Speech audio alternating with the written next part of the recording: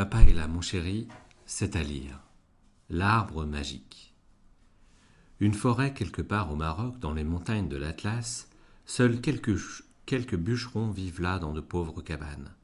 Ahmed est l'un d'eux et voici Leïla, sa femme.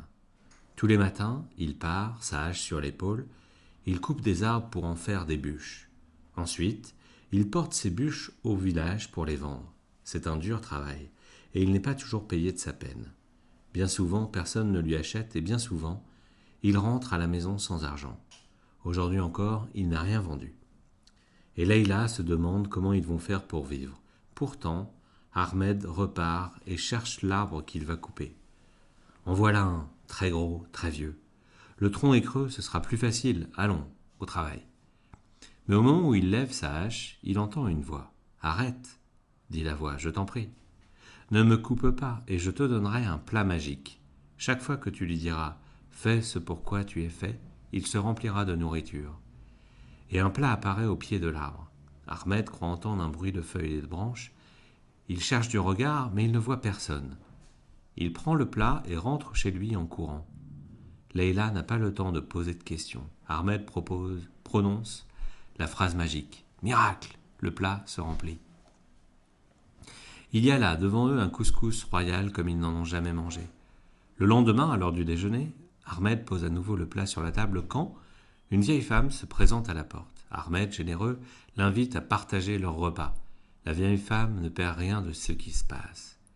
Et quand le repas terminé, Ahmed et Leïla quittent la table, la vieille femme prend le plat magique, en pose un autre exactement semblable et quitte la maison. Le lendemain, quand Ahmed prononce les paroles magiques, le plat n'obéit pas.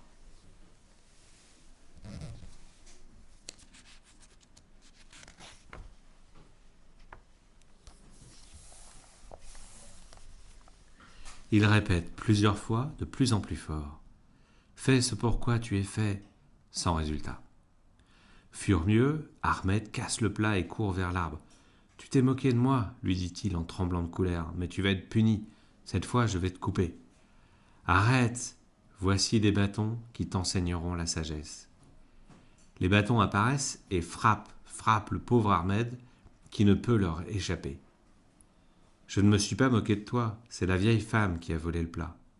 Dis-moi que tu regrettes de m'avoir menacé et les bâtons seront à toi. » Ahmed rentre chez lui tout triste quand il aperçoit la vieille femme qui vient dans sa direction.